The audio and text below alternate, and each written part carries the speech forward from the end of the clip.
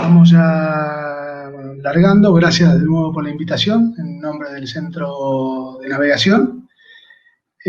Primero, no una publicidad, pero contar un poco quiénes somos. Como no voy a repetir lo que dijo Agustín, somos la Cámara de los Agentes Marítimos. En definitiva, representamos los barcos internacionales, todo lo que es la marina mercante, llámese carga o pasajeros, de bandera internacional y también nacional, más allá de que después va a hablar la Cámara que es específica de la bandera nacional.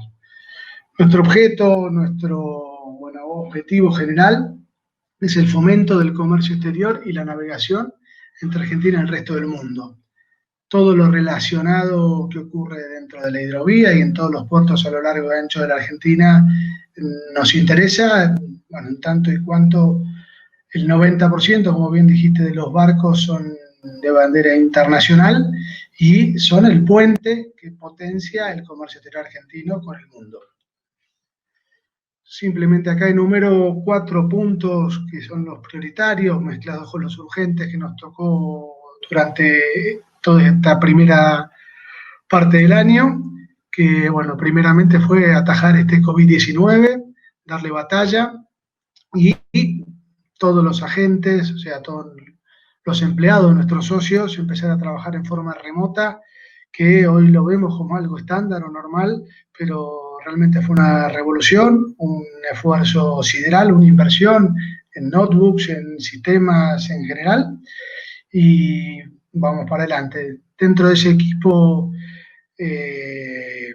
para pelear el COVID-19, se largó desde vías navegables y se creó la comisión de el Comité de Crisis contra el COVID-19, en el cual, bueno, está desde ya vías navegables, AGP, y se hizo un equipo público-privado donde también se sumaron las terminales, los prácticos, el centro de navegación y todos los actores que en definitiva, las terminales, que en definitiva están relacionadas en esta cadena o en este flujo al cual debemos velar, ya que fuimos, digamos, bendecidos en ser trabajadores esenciales para que las cargas impostergables nunca se detengan. Bueno, esa responsabilidad de generar la diagonal entre la economía y la salud, siempre obviamente priorizando que el contagio no ocurra, que la salud de todos nuestros trabajadores, llámense estibadores, prácticos, agentes marítimos, etcétera, no sufran o minimicen el riesgo al máximo de contagiarse, fue que se establecieron protocolos que demandaron muchísima creatividad, esfuerzo, apertura, escuchar, proponer y un equipo público-privado.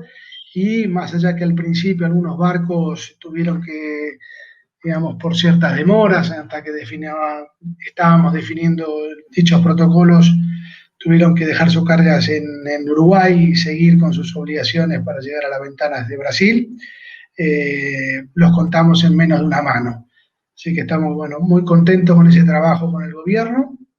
Dentro de nuestros objetivos, antes de ir al punto de la pospandemia, está la hidrovía, o sea, nos ocupa y nos preocupa la licitación que se está por lanzar en abril del año que viene. Entendemos que los tiempos se van achicando, fruto de la pandemia y las urgencias que fueron tapando un poco a lo importante de esta gran concesión, pero estamos trabajando también con buen diálogo con el Estado, con AGP, con el Ministerio de Transporte, para procurar, independientemente de la solución que se llegue, que pasada la finalización del contrato de concesión, el nuevo operador tome todas las críticas positivas para hacer de un contrato perfectible algo mejor, en todo sentido.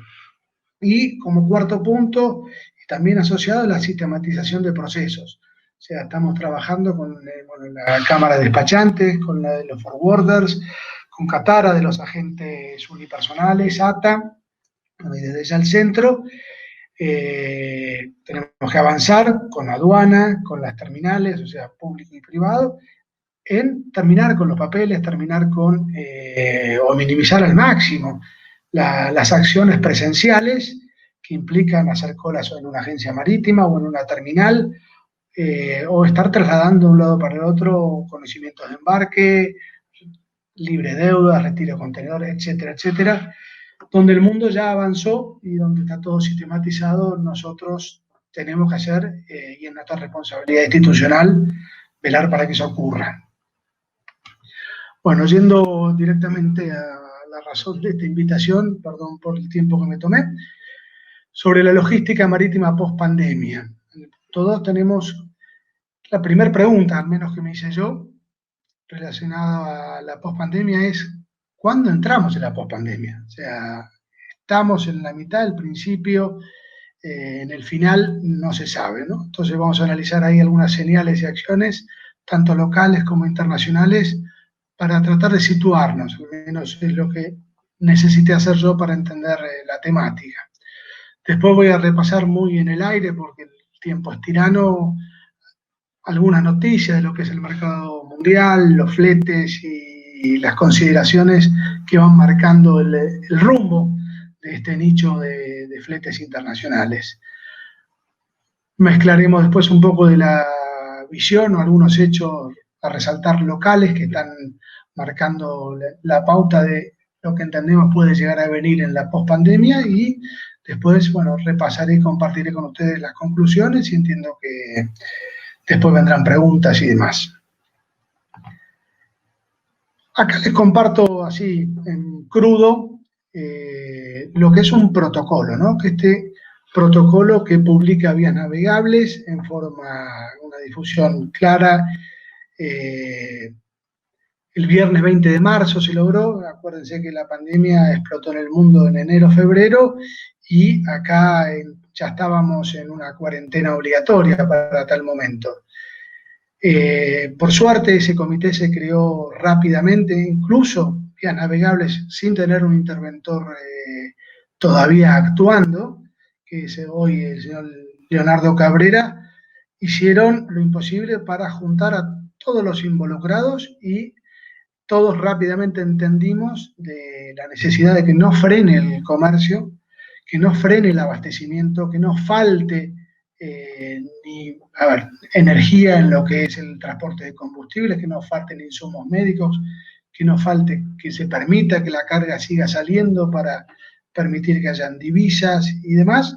Y después de mucho trabajo y horas empeñadas, el 20 de marzo largamos con nuestro primer protocolo para darle certidumbre a los barcos que vienen y quieren recalar en la Argentina, como lo venían haciendo siempre, bajo esta nueva normalidad que exige un protocolo para cuidar a la gente. Este es el ejemplo de lo que se mandó. Esto es lo que en ese momento, ya para el 1 de junio, cómo nos van mirando desde afuera. Entonces, el FONASBA es la Federación Internacional de Agentes y Brokers Marítimos, que va relojeando y publicando todos los países. Acá es una nota que salió el 1 de junio, donde tuvimos el primer caso de COVID en un buque de Login que salía de Argentina a Brasil, y obligó a hacer enmiendas y mejoras para profundizar las prevenciones, donde se establecieron países de riesgos y mayores cuestiones para mejorar la prevención. No voy a entrar en ese detalle ni hablar mucho más de la pandemia en sí, que no sé si es lo más interesante. Pero nos van mirando del mundo, ese es el punto. Cuando larga la pandemia, ya recogiendo en mayo los datos de marzo y abril, los armadores sintieron una drástica caída de sus volúmenes. Esa drástica caída de volúmenes también se relacionó con una problemática de ingresar a los puertos. O sea, lo mismo que nos pasó a nosotros en marzo, donde los barcos no sabían si podían entrar, que tenían que presentar, que el protocolo no estaba escrito. Es algo que se fue repitiendo a lo ancho y a lo largo de todo el mundo, y primeramente en enero y febrero ocurría en China esto, donde aparecieron los primeros blank sailings, o sea, barcos que no podían descargar en algún puerto de China, por ende tampoco podían cargar la carga exportada de China al mundo, y se quedaban ahí en la rada flotando, esperando se definieran las nuevas reglas para poder entrar y salir, operacionales, documentales, que afectaron también las comerciales. Bueno, los fletes cayeron fuerte ahí,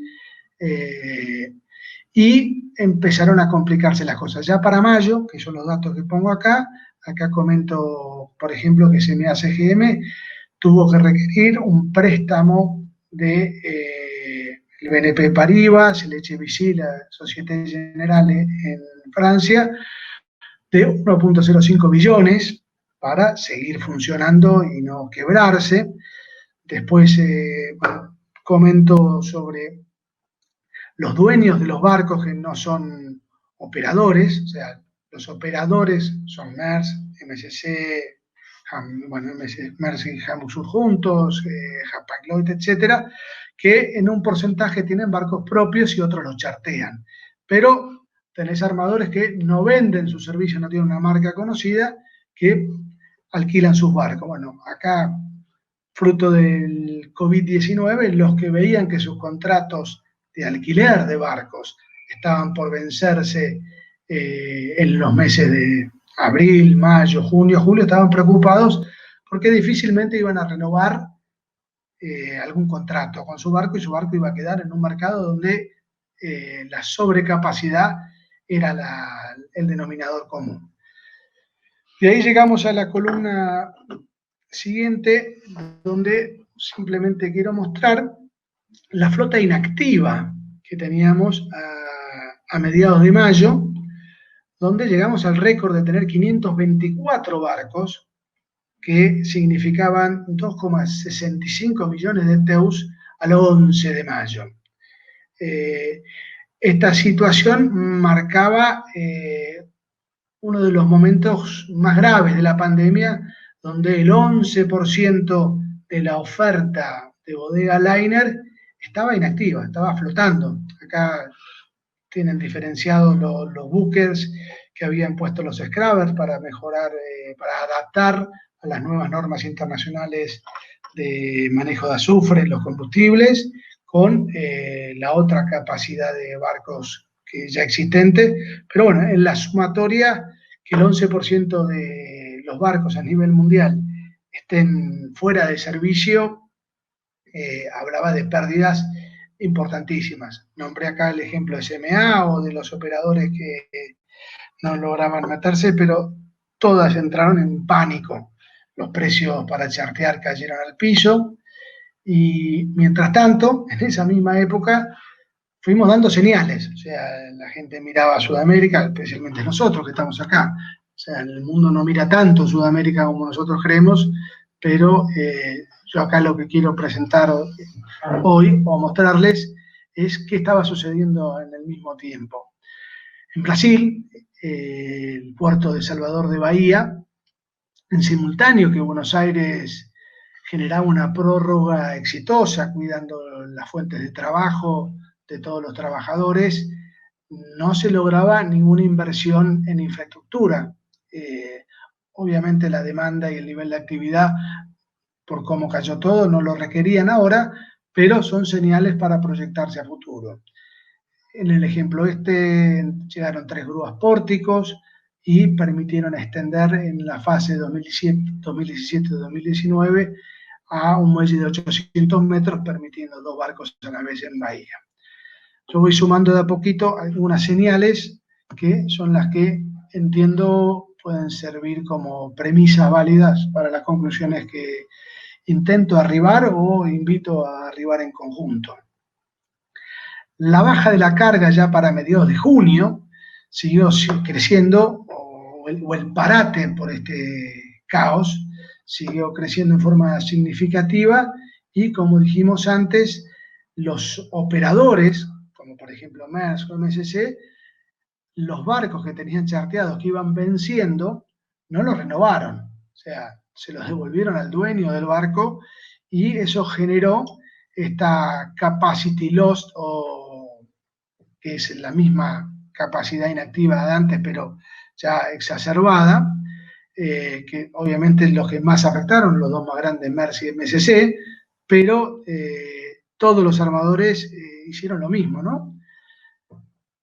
Cuestión que, bueno, eso es lo que pueden ver en el gráfico, sacando la excepción de Hyundai HMM, de Hyundai Maritime, el armador fue el único que creció en este momento, pero bueno, por otras particularidades de antes que se había achicado, ahora creció. Y esto nuevamente afectó, y me acuerdo esos meses, los diálogos con los colegas de las preocupaciones de dónde está el piso, esto no tiene fin, hacia dónde vamos, se van a fundir todos, y bueno, y el dramatismo que imperaba en ese momento.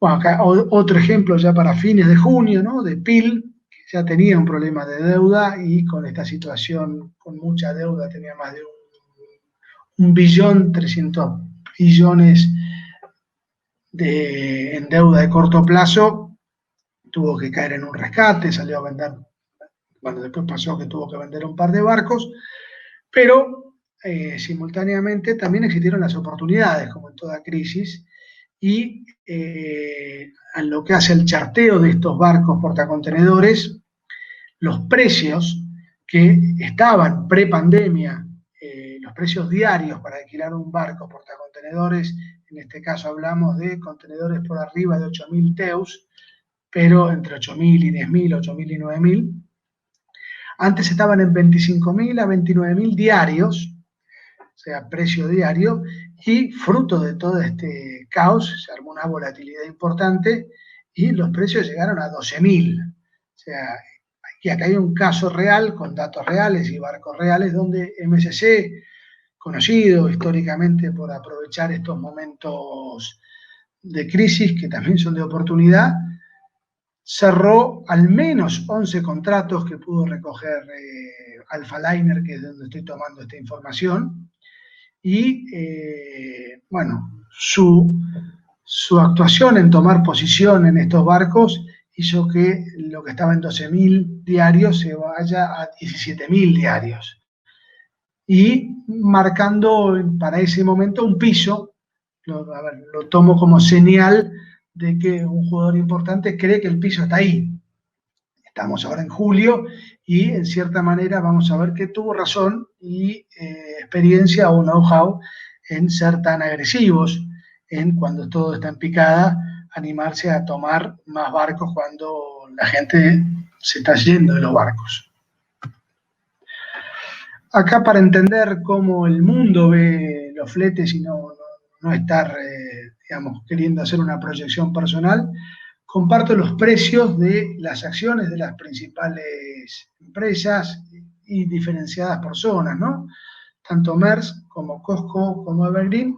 En el precio de la acción se ve un poco la historia de la pandemia, descrita en las expectativas de la gente que es dueña de estas acciones, que las compra y las vende, y ahí se marcan los precios.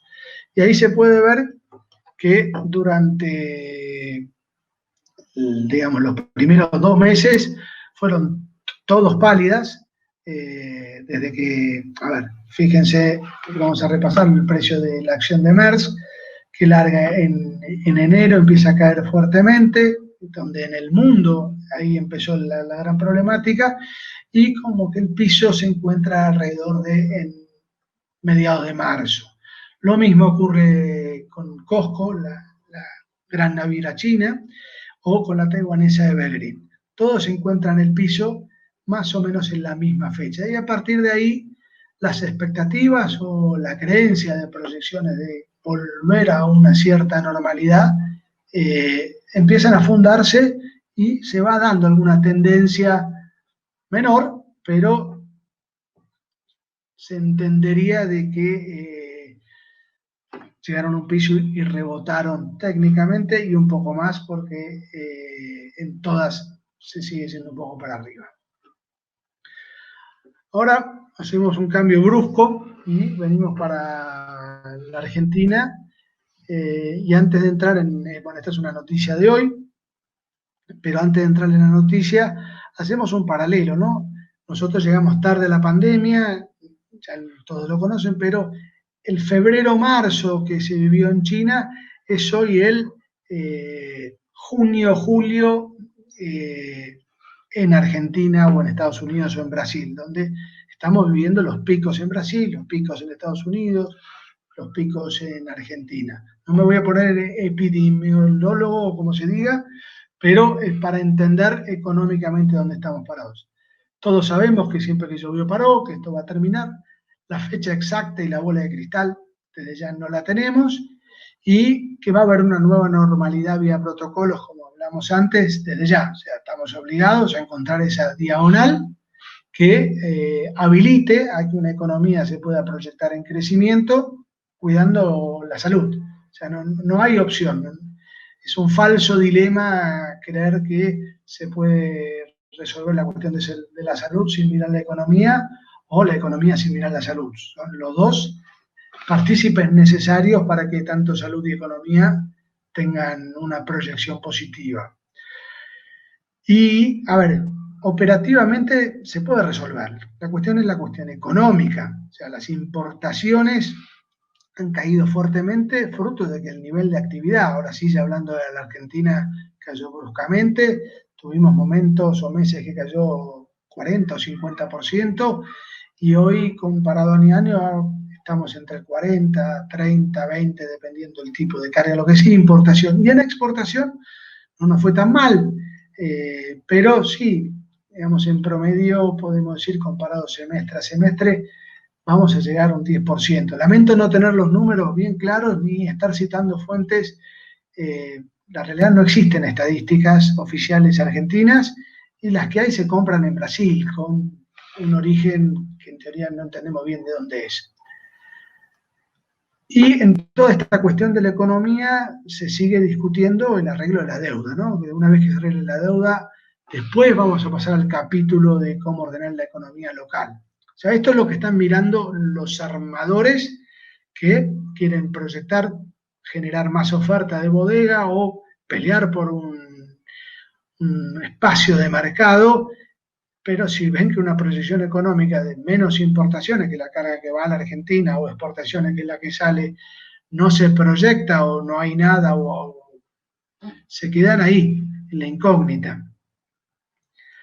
Esta es una noticia de hoy donde continuamente aparecen de este tipo que nos hacen trabajar tanto al Estado como a los privados, en este caso la provincia de Santa Fe, que establece de una forma, a mi gusto, anárquica, o como si fuera un principado, de que nadie puede pasar por Santa Fe y tiene que presentar con un resultado, un COVID positivo. Bueno, en definitiva, lo que dice la noticia es que los prácticos del río Paraná que pasan por ahí o tienen que presentar este tipo de documentación o de test, y demoran en 1, 2, 3, 4 días, y en su viaje, por ejemplo, a Montevideo, para después subirse en lancha a Recalada. Todos los barcos argentinos, a los que entran a lo que es la hidrovía, vienen por Recalada, y el práctico que necesita asistirlos,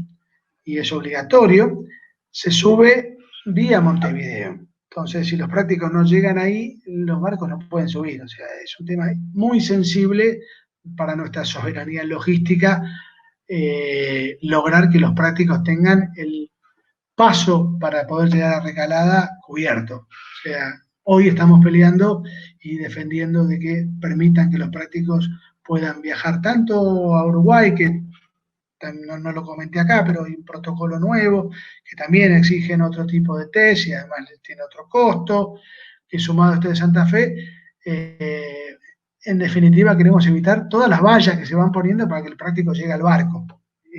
Y un barco sin práctico no avanza por la hidrovía. Continuando con las señales y este análisis local, ¿qué señales estamos dando? Que son las que me dirán de vuelta antes de invertir o apostar o posicionar más oferta de bodega en la Argentina. Y vemos la cuestión de Vicentín, que ya la conocen todos, la reciente de Edesur, y la misma de la deuda, que todavía no se define. No definimos un plan. Yo acá, a ver, lo que defiendo, y hablamos con las autoridades o con otras cámaras, colegas, de nuestro rol institucional, de defender lo que consideramos que, a ver, lo voy a leer puntualmente, de la propiedad privada y la libertad para disponer de la misma bajo un marco legal, claro, inmutable, debiera considerarse inviolable. O sea, eso no debiera poder discutirse. O no pretendamos que argentinos o extranjeros definan aumentar sus inversiones, que son las que necesitamos para nuestra economía. Y el hecho de que no haya plan y estén estas señales se condicen con el no respeto a la propiedad privada, el de tener un marco legal que es flexible a acomodar al gobierno donde sea, y todos los días, a ver, cada uno de los agentes que representa armadores internacionales tiene que convencer a su armador de que no estamos yendo a Cuba. O sea, a ver, el plan de Cuba que tenemos que refutar es el que pongo acá al lado, donde, a ver, no hay distinción de la forma de propiedad, hay una gestión eficiente y racionalidad en un equipo, donde la fortaleza es el apoyo del pueblo, donde se dice que hay una participación de todos los actores, pero todos los actores donde hay un solo actor que manda, que es el que en definitiva es el dictador. El plan es el plan, y ya el caso este gracioso, que habla del ajuste del plan 2021, plan nacional, y en innovación tenemos acá a los científicos, en definitiva. A ver, no es un paralelo a la Argentina, quiero ser bien claro, pero el hecho de no tener un plan hace que los armadores internacionales o cualquiera que nos mire de afuera tenga que inferir. ¿Y sobre qué infiere cuál es el plan argentino? Sobre las señales que dejamos, sobre Vicentín, sobre Desur, sobre la deuda. Y bueno, ya paso directamente a las conclusiones, porque me dijeron que sea bien respetuoso de los tiempos. En definitiva, la pregunta ¿dónde estamos parados con la pospandemia? El mundo pareciera haber pasado el piso al cual nos arrojó bruscamente el coronavirus. La incertidumbre de a poco va cayendo, las cargas van retomando sus volúmenes anteriores, no queda definido aún una tendencia positiva fuerte o importante para recobrar el crecimiento atrasado, pero está marcada, o sea, se lo ven en las acciones y se lo ven en el nivel de fletes y en el nivel de aumento de oferta de bodega en el mundo, más allá de los rebrotes de COVID que siguen afectando a la economía, pero ya perdieron el efecto sorpresa y las reacciones de los gobiernos son mucho más proactivas. Respecto a Latinoamérica, bueno, no es secreto decir que Brasil está peleando una batalla, digamos, con otra visión, haciendo una muy peligrosa, a mi gusto, pulseada entre salud y economía, y veremos qué va a prevalecer en tal sentido. Y para lo que es Latinoamérica y para nosotros, o sea, nosotros sin Brasil siempre significa 10 veces más el volumen que es Argentina, y en lo que es contenedores, todos los barcos que vienen o se van de Argentina pasan por Brasil. O sea, la bodega que se llena en la Argentina es un 10% de lo que se está llenando simultáneamente en Brasil. Si a Brasil le va bien, si Brasil representa una oportunidad, vamos a tener más barcos, y si Brasil le va mal, vamos a tener menos barcos. Menos barcos, obviamente habla de fletes más caros por un tema de escasez, pero Argentina no es determinante en tal sentido. Desde el lado de nuestro país, es fundamental recuperar la economía de su brutal caída desde marzo. O sea, el tema de no tener estadísticas oficiales hace muy difícil definir, tener un tablero de control. O sea, no traje números a la mesa porque no tuve tiempo de elaborarlos, que se hace artesanalmente. Tomamos datos de prefectura, de cada uno de los socios, de un armador que gentilmente lo pasa al centro, pero tenemos que trabajar porque sin información es imposible lograr tomar las decisiones oportunas al debido momento.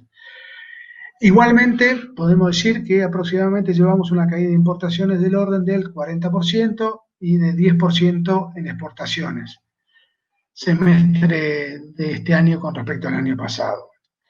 Y una pregunta que me había hecho Agustín antes de empezar, ¿qué proyectamos a futuro? Mi preocupación sobre el futuro es porque Argentina vuelva a tener un volumen de cargas que nos siga siendo interesantes, que nos represente como un puerto que nadie se puede perder. Un puerto me refiero tanto a Buenos Aires, Ezeiza, Zárate, Plata, Rosario o el que sea.